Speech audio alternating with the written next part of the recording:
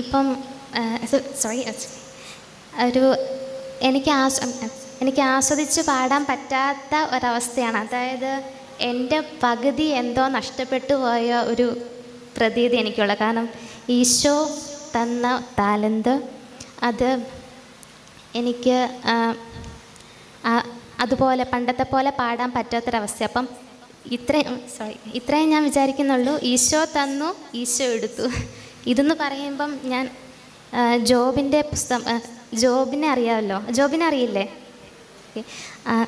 ജോബിനെ പരീക്ഷണത്തിലൂടെ നയിച്ചൊരു ഓർമ്മ എനിക്ക് വരുന്നു. അതായത് അവൻ ജോബ് ഈശോയിൽ അടിയുറച്ച് വിശ്വസിച്ചു ഇങ്ങനെ എല്ലാം സമ്പത്തും എല്ലാം തികഞ്ഞൊരു വ്യക്തിയായിരുന്നു ജോബ്. അപ്പം ആ ഒരു ആ ഒരു പുസ്തകം വായിച്ച് നമുക്ക് മനസ്സിലാവും. അപ്പം ഈശോ അവൻ്റെ അവൻ്റെ വിശ്വാസത്തെ അറിയാൻ വേണ്ടിയിട്ടായിരിക്കും പിശാച് അവൻ്റെ ദൂതനെ ജോബിലേക്ക് അയച്ചു. അപ്പം ഈശോ അത് അനുവദിച്ചു, ആ ഒരു സഹനം അനുവദിച്ചു.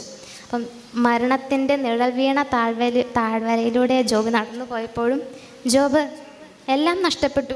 കുടുംബം എല്ലാം നഷ്ടപ്പെട്ടു, ഉള്ള സമ്പത്തെല്ലാം നഷ്ടപ്പെട്ടു. ആകെ കൂടെയുള്ളത് എന്താന്ന് വെച്ചാൽ അവൻ്റെ അസഹനം മാത്രം. അപ്പം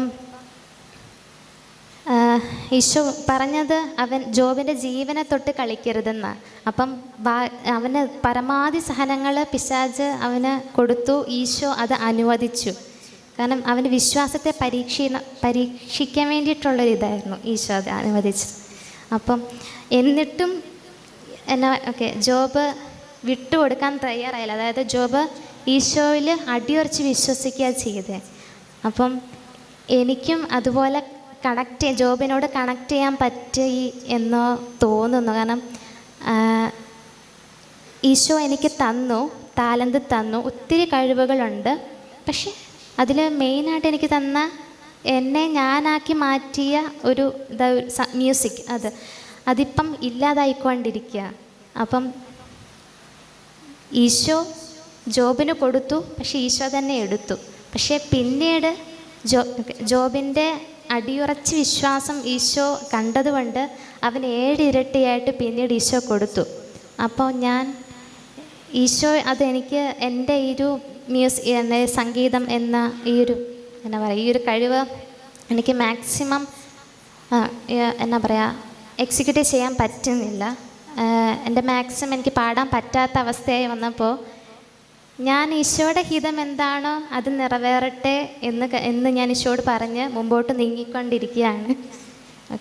അപ്പം എനിക്കൊരു പ്രത്യാശ ഈശോയിലാണ്. അതായത് ഈശോ എനിക്ക് 7 ഇരട്ടിയായി പിന്നീട് ഈ ഒരു ഈ സഹനം ഉള്ളതിനാൽ ഇതിൽ എന്തോ വലിയൊരു അത്ഭുതം നടക്കാൻ പോകുന്നു എന്നുള്ളത് എനിക്ക് തീർച്ചയായിട്ടും ഒരു വിശ്വാസമുണ്ട്. അതാണ് എന്നെ ഇപ്പോഴും പിടിച്ചു നിർത്തുന്നത്. അപ്പോൾ ഈശോ അതിലെനിക്ക് ഞാൻ ചെയ്യാനുള്ളത് എന്നൊക്കെയെന്ന് വെച്ചാൽ ഈശോയിൽ ആ ഒരു ഇനിയും വിശ്വാസത്തിൽ വളരേണ്ടതുണ്ടെന്നുള്ളത് എനിക്ക് നന്നായിട്ടറിയാം. കാരണം ചില സമയത്ത് ഞാൻ തളരും, മാനസികമായിട്ടൊക്കെ തളരും.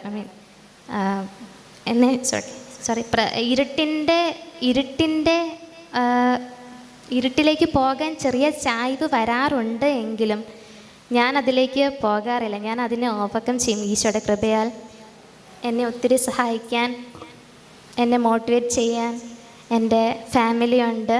അതുപോലെ കുറച്ച് സുഹൃത്തുക്കൾ, അച്ഛന്മാരും സിസ്റ്റർമാരും മോത്തിയച്ഛനെ പോലുള്ളവരൊക്കെ ഉണ്ട്. ഞാനിവിടെ വരുന്ന സമയത്ത് മോത്തിയച്ഛനാണെങ്കിൽ ഞാനിങ്ങനെ മോത്തിയച്ഛനെ പോലെ ഒരാളെ എന്നെ ഇങ്ങനെ വിളിക്കുമ്പോൾ എങ്ങനെ ചെല്ലാതിരിക്കും? അപ്പം എനിക്ക് പൂർണ്ണമായിട്ടും നോ പറയാൻ പറ്റില്ല. അപ്പം ഞാൻ ഇത്രയേ ഉള്ളൂ, എന്താണോ അതങ്ങ് നടക്കട്ടെ, എല്ലാം ഈശോയ്ക്ക് വിട്ടുകൊടുത്ത് ഞാനിങ്ങനെ പോകുന്നു. അപ്പം ഈശോയിൽ അടിയുറച്ച് വിശ്വസിക്കുക, ഈശോയിൽ ശരണപ്പെട്ട് നീങ്ങുക എന്നുള്ളത് എന്നെ സംബന്ധിച്ച് ചെയ്യേണ്ട ഒരു കാര്യം. അപ്പോൾ എൻ്റെ അവസ്ഥ ഇപ്പം ഇങ്ങനെയാണ്. അതായത് പാടാൻ നല്ല ബുദ്ധിമുട്ടുണ്ട്. പാട്ടായിട്ട് നിങ്ങൾക്ക് തോന്നില്ലായിരിക്കും. എനിക്കും തോന്നുന്നില്ല, കാരണം ഞാൻ ആസ്വദിച്ചല്ല പാടുന്നത്, ഒത്തിരി സ്ട്രഗിൾ ചെയ്താൽ പാടുന്നത്.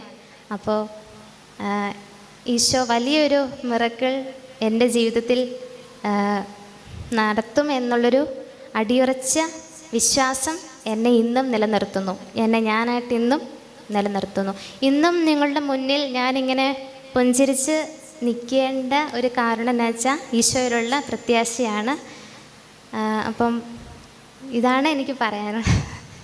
അപ്പം എന്നെ ഈ ഒരു ക്രിസ്മസ് ആഘോഷത്തിന് വിളിച്ച മോത്തിയച്ഛനും ഇടവക അംഗങ്ങൾക്കും എല്ലാവർക്കും ഒരിക്കൽ കൂടി ക്രിസ്തുമസ് ദിനാശംസകൾ.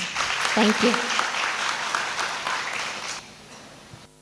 അടുത്ത ഞാൻ കാവൽ മാലാഖമാരെ എന്നുള്ള പാട്ടാണ് പാടാൻ പോകുന്നത്. അത് പാട്ടായിട്ട് എത്രത്തോളം തോന്നുന്നു എനിക്കറിയില്ല, എങ്കിലും ഞാൻ പാടുക എൻ്റേതായ സ്റ്റൈലിൽ.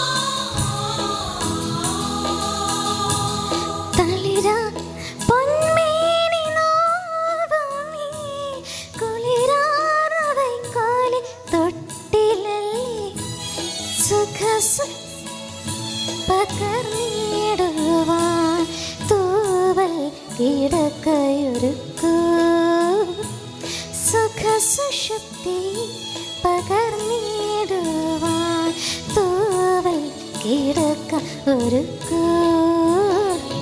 കാവൽ മാലാഖമാരെ കണ്ണടയ്ക്കരുതേ,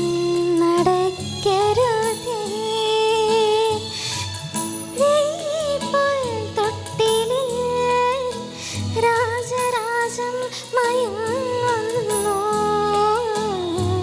കാവൽ മാലാഖമാരെ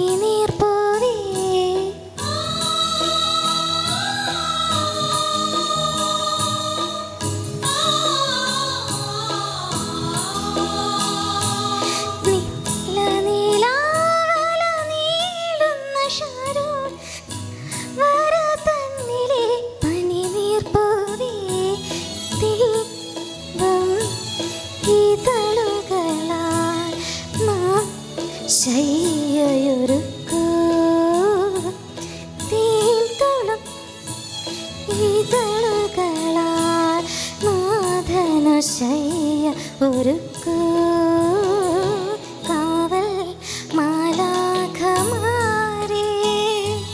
കണ്ണടയ്ക്കരുതേ താഴെ പുൽത്തൊട്ടിലിൽ രാജൻ മയങ്ങുന്നു